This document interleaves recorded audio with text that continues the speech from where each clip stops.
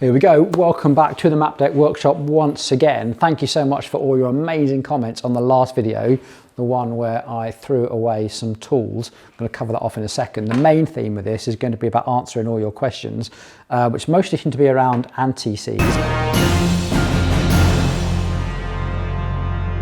copper slip, that sort of thing. So we're going to try and tidy that up and answer a few other questions as we go. I had no idea that I was surrounded by so many fellow workshop geeks. I honestly thought that video, oh my God, no one is going to watch me bang on about greases. How wrong was I? And brilliant, I'm surrounded by like-minded friends. That's so cool.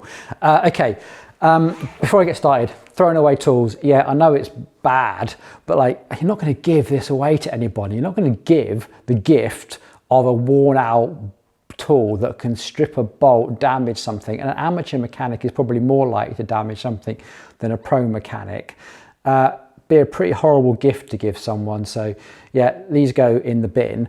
Now, it's not like you're going to turn up at Mapdec one day and rummage through our bin and think, gold mine, look at all these amazing tools. It's not like we just throw away tools every day. This is like a 4 and a 5 mil, Allen key that we use all day, every day, probably lasts us 18 months or maybe 2 years. The important thing is that my mechanics, when they're adjusting something, oh, this doesn't feel good. Maybe it's the bolt. Let me try another Allen key. Oh, that Allen key works better. The old one that didn't seem to like it was going to have a nice fit, they have the empowerment to come and say, hey, Paul, this tool's worn out. I'm going to put it in the bin. Can I order a new one? Yes, you can, because mechanics, we work on an hourly rate. We're on the clock. We don't want to be messing around with a stripped out bolt, having to refund you and upset. I just want to get the job done quickly, efficiently, safely. So it goes in the bin, definitely not giving that away. Anti-seize, that's what we were talking about. Now, a little bit of the confusion, I have to admit, a little bit my fault, because we were talking about calcium greases and I was sort of like picking this one up and putting that one down and sort of talking about them both at the same time. So just to be abundantly clear, the Maxima grease, this one here, this is a calcium sulfonate grease. Calcium sulfonate is a compound. It doesn't give up its electrons in the same way that calcium is. Yes, calcium is a metal. Calcium sulfate is a compound. Calcium sulfate, this is an assembly grease, an anti-seize, call it what you will. It's not a general purpose grease or a specific bearing grease. This is for making sure that parts don't rust, etc. As you saw on the thumbnail, we're going to come to all this in a second, is the ultimate. So I love the marketing and stuff. Ultimate protection against gouling, cold welding, rust and galvanic corrosion. I'm going to come on to that in a sec. This one is a calcium multi-purpose grease. So this is not a true calcium sulfonate. This one is. This is not quite a bearing grease. It is a multi-purpose grease. So I wouldn't necessarily use it in bearings, but could at a push. It can be used for lots of different things. Ultimately, we keep it all around. So because ultimately we don't want cross-contamination. So if we've got calcium in one place, we don't want to mix it with lithium and vice versa. So that's why we have those greases around. And this is an inert assembly grease, which brings me on to this copper slip. That was the whole point of the video, why we don't use copper slip. And loads of you in the comments, what about nickel and what about zinc? Like, they're all heavy metals that are carcinogenics. We don't need this anywhere near our bicycles anymore. Like, there are better things on the market. We do not need to have this. Now, I'm not saying that if you have got a pot of this, like loads of you have, because let's face it, when you buy this, you've got enough to last like several people's lifetimes in there for your average bicycle, then don't rush out and buy something else. But just be aware of like why you're using it, and don't rush out and buy new stuff. There's better things on the market. Now, the reason that people like this, the whole idea is of this galvanic corrosion thing. It presents a barrier. Galvanic corrosion is when electrons flow from one noble metal to another noble metal. And there's a big chart, and the further those metals are apart on the chart, the more likely are they to give up their electrons and create like a battery where you get that like white fluffy stuff. And that white fluffy stuff eventually finds it into, this is a bolt, this is really cool, look. Chris, our editor, plays with this when he's watching things and waiting for them to render. He's on holiday right now, which is why this video is so poorly edited, sorry. What you essentially don't want to do is all that galvanic corrosion to get in there and swell up and just cause things to get stuck. That's what we're scared about. And now the anxiety for this really comes from the owners of steel and titanium bikes, because they've got a metal frame and they're going to put a different metal, an aluminium bottom bracket in there, for instance, or I might be using like an aluminium bolt, and they're worried about galvanic corrosion. Now the thing is, galvanic corrosion doesn't just happen.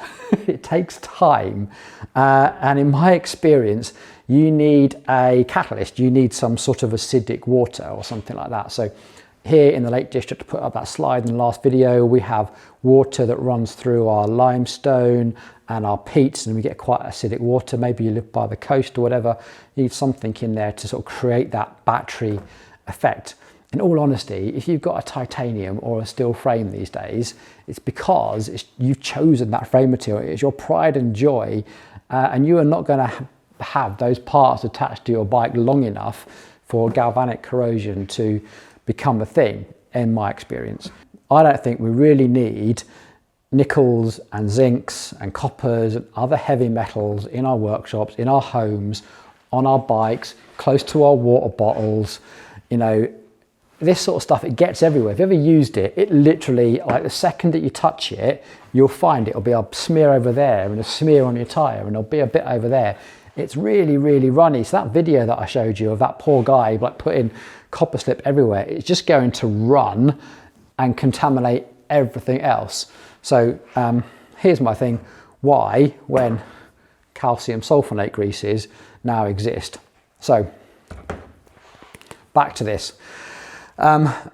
Ultimate protection against galling. So what is galling? So galling is, back to our little toy, is when you have these two threads, and imagine that they're like no lubricant on there whatsoever, and they're a bit rough, and you're going to turn them, and as you're increasing the pressure, those two metal surfaces are just grinding against each other, and as they do, they sort of tear and they ball up and they gall and make a right mess. And as a result, they get, you know, more friction. So as you're trying to undo your bolt in the future, it is harder because all of the threads are galled up. So you need a lubricant, but you also need that lubricant to be in place under extreme loads. So when you read the data sheets on this, it'll say stay puts under extreme loads. That's what it means. It's like that extreme load. So again, imagine use cases outside of cycling. So think engines, like jet engines, like cars, lorries, trucks, boat engines, when you have got like big steel bolts and they're using torque wrenches where you need two hands to do them up, not like an M5 bolt that you can do up with a little hand wrench. So that's not a high load situation. Even our highest of high load situations, a SRAM crank bolt, we're going to come on to this in a bit more in a second, 50 Newton meters is nothing for what these lubricants are designed to do. So in my mind, bicycles, just calcium sulfonate, this works. You don't need to have heavy metals. If you've already got it, it's fine. In fact, someone made a really good case. If you've got a titanium frame and you've got aluminium seat post and you've got some copper slip in there, it'll be fine. Your danger is that it washes out, it runs and it will run down to other things. It's more likely to get washed out and cause problems than it is to cause a problem in its own right. So, okay, cold welding. So cold welding, we've got another big bolt here. So imagine that this is a bolt holding up like a telegraph pole or something like that, a big civil engineering thing, and you've done this up to an extreme amount of torque, and now these things are just pulling and pulling and pulling over years and years and years, and eventually just weld together. Doesn't happen very often in cycling. You have to really, really neglect your bike for that to be a thing. And then rust. Yes, steel bolts will rust. Now, this isn't the only thing that can solve that. Ultimately, you want to cover the outside of your thing to prevent it oxidizing. Rust is oxidizing. So any of these greases will prevent rust. So let's not worry about that. The lithium grease, etc., that will all present rust. You're just trying to prevent oxygen getting to the surface of the material. So paint would do it, you know, Loctite, etc. So that's okay. So the biggest thing on that is really the high loads, which I don't think there are that many high loads in cycling compared to what these things are really designed for, and the galvanic corrosion, which you have to be pretty neglectful for that to become a thing. So I hope that makes sense. Yes, all of those things will work. It's just that I prefer not to have them in my workshop or use them on people's bikes if I can possibly avoid it. There was someone that says we're going to run out and replace all the copper slip that they covered their bike in and replace it with aluminium. Like, no, don't do that. That's not what I said. The big thing with that was when we've got metal on metal, so you put in an aluminium chainring onto an aluminium carrier, you've got two aluminium surfaces. You don't need to do anything. You don't need to lubricate it even. You don't need to put anything in there because you're trying to create some friction. If you lubricate it, you're going to have to tighten your bolts more to, you know, make them not move and creak. And aluminium against aluminium isn't going to galvanic corrode. You're going to introduce another thing in there. So, okay. So here's my main thing though, is like, when on a modern bicycle do you actually use anti-seize anymore?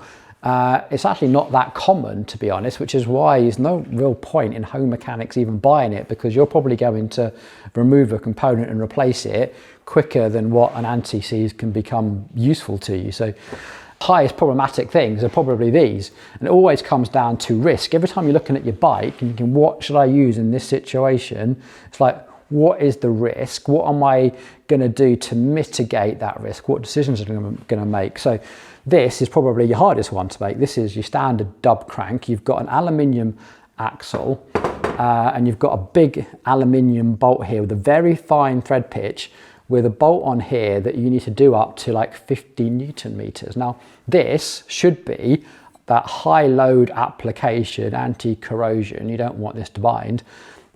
So why aren't you using anti-seize? Well, the reason is that all the grease here is also right next to your bottom bracket bearings, which are probably filled with a lithium grease or something really posh like this. So you don't want like an anti-seize grease contaminating your bearings. That's just why they just say in the instructions, just use grease, general purpose grease. So in this situation, I use a grease that is not going to contaminate the move-in parts.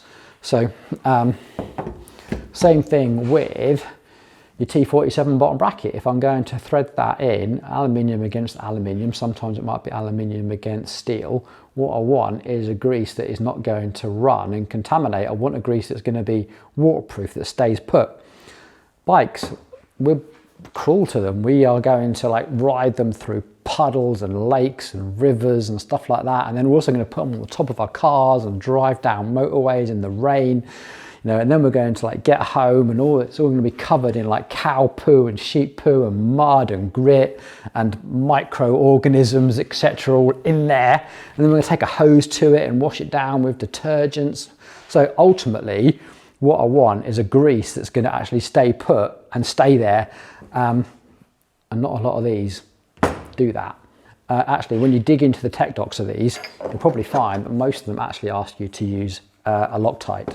That's definitely true of like, this is the worst situation. Campagnolo Super Record is a titanium axle, titanium bolt, 60 Newton meters, and they ask you to use Loctite 222. They even ask you to use a anti-seize in what seems to be the most logical use case for it. Same goes for really premium bottom brackets. You will find that they ask for a thread retainer.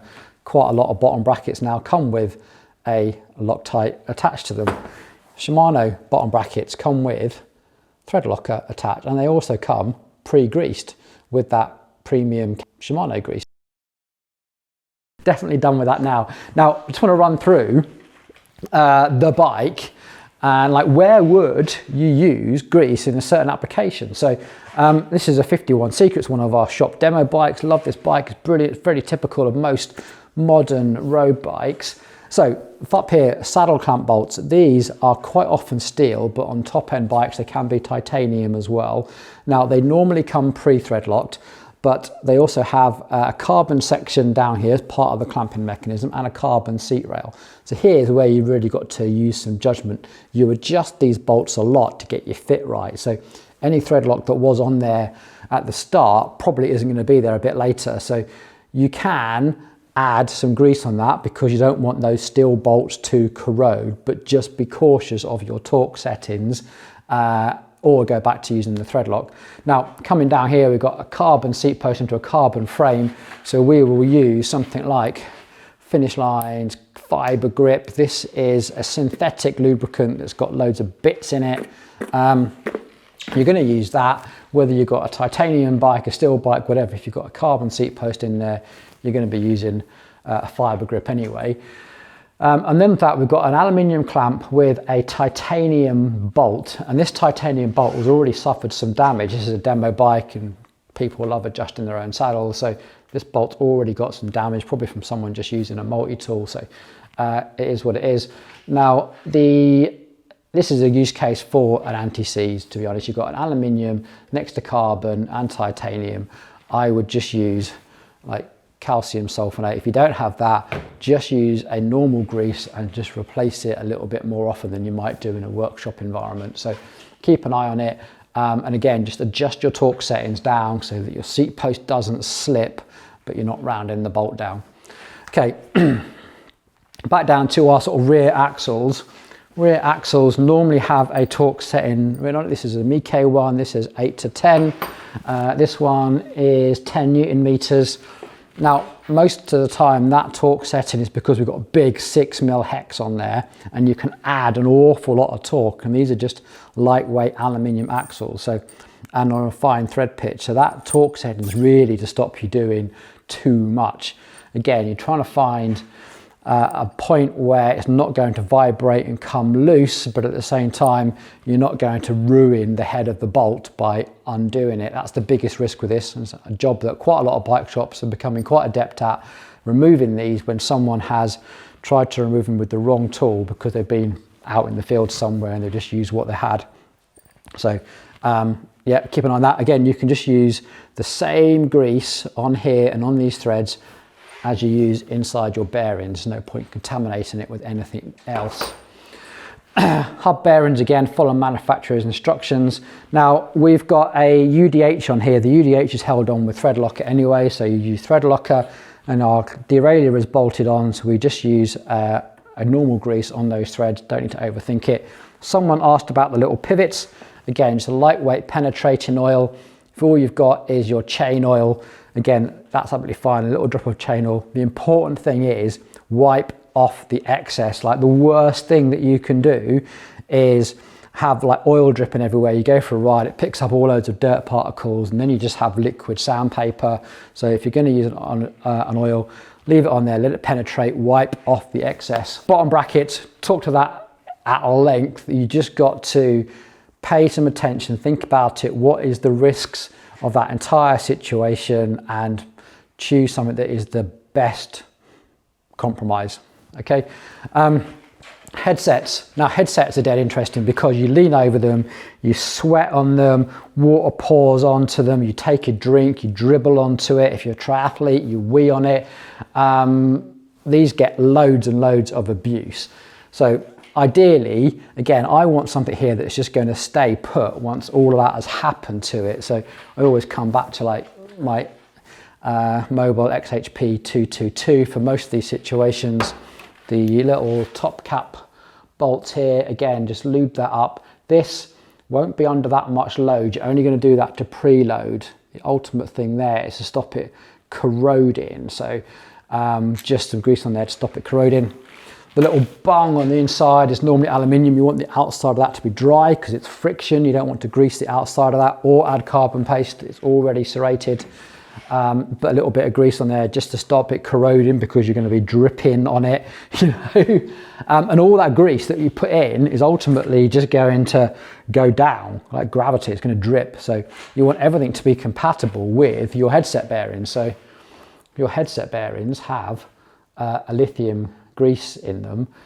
You can put a lithium grease around the outside, which is what we showed you in the last video, because ultimately it's going to be waterproof. Because the worst case scenario is that this outer surface gets exposed to the elements and then just starts to rust, and you do not need this to stop rust. Any of these greases will form a layer that stops oxygen getting to it. And then disc brake rotors. So again, don't need to grease anything in there. You don't need to grease the center lock section. You don't need to grease the threads. Some people do. I don't mind it if they just put a tiny little bit of grease on the actual lock ring. Again, it's very rare you'll see that in actual manufacturer's specifications. But you definitely do not need to grease the splines. Equally, you don't need to grease the free hub either. Tiny little bit of grease on the lock ring is kind of acceptable. Again, just keep an eye on your torque settings. But remember, all that grease that you're going to put there is all going to run into your bearings. That guy that we saw who was meticulously covering everything in copper grease, all that copper grease, copper bit sediment is just going to end up in all your bearings because grease flows. That's what it does. And then the actual bolts holding your calipers on, these normally have thread lock on them, and that's kind of important. So again, it's that sort of thread lock that comes off over time. So if you really want to, you can protect the head of the bolt.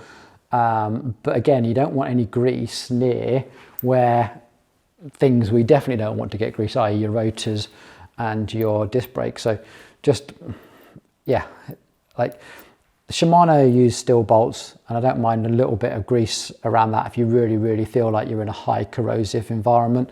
SRAM use either stainless steel or titanium, so different thing. It's, yeah, again, it's all in the manufacturer's specifications, I promise you. Okay, I think that's about, oh, bottle cages. Actually, good case for them because ultimately the little aluminium riv nut pushed into carbon, so galvanic corrosion is definitely a thing, especially with sports drinks and electrolytes and stuff like that, can definitely become problematic.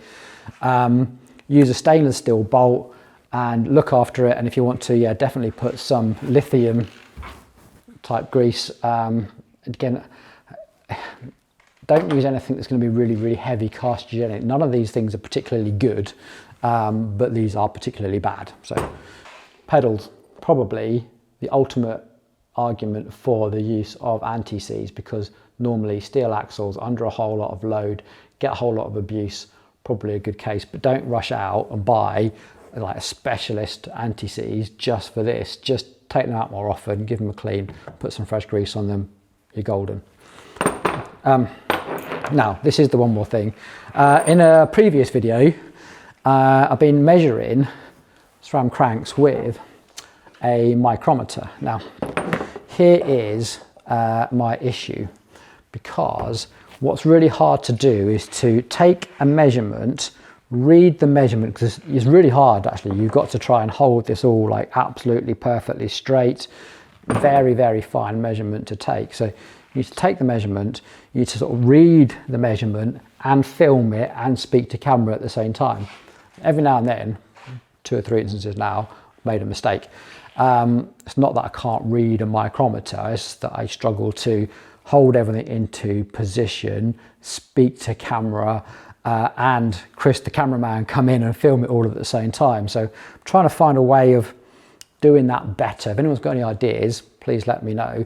What I don't want to do is be one of those channels where we just put numbers up on a spreadsheet or a PowerPoint and go, trust me bro, I measured it, promise. I want to show you, but also want to reduce the amount of mistakes I make trying to do everything at once. So if anyone's got any ideas, please let me know. Until then, I'm gonna hopefully make less mistakes as I practice it. I mean, practice is probably the ultimate thing, isn't it? Okay, I'm done. So the next videos, if you're keen, if you're following the channel now, welcome, is we have got a video coming up on the new DT Swiss wheels where they outsourced their spokes to another company, made a hyperlight wheel. That was dead interesting. That's coming up next. And I've got a bit of a deep dive into my hopes for 2026 in the cycling industry. It's not so much predictions, it's more like, please, cycling industry, can you just try and do these things? Hope you find that interesting. Get down in the comments. I'll try and answer as best I can, and it's so nice to know that I'm surrounded by fellow grease geeks. Get in the comments, we're all learning from one another. All right, I'm out of here. I forgot silicone lubricants. Someone asked about silicone lubricants. Yes, these are great. These are fantastic for when you've got plastics and rubbers and electrical components. So if you're trying to lubricate around DIT components or rubber hoods or plastic parts around here, or e-bike bits and pieces, silicone lubricants are good, but they wash away really easily. I'm done.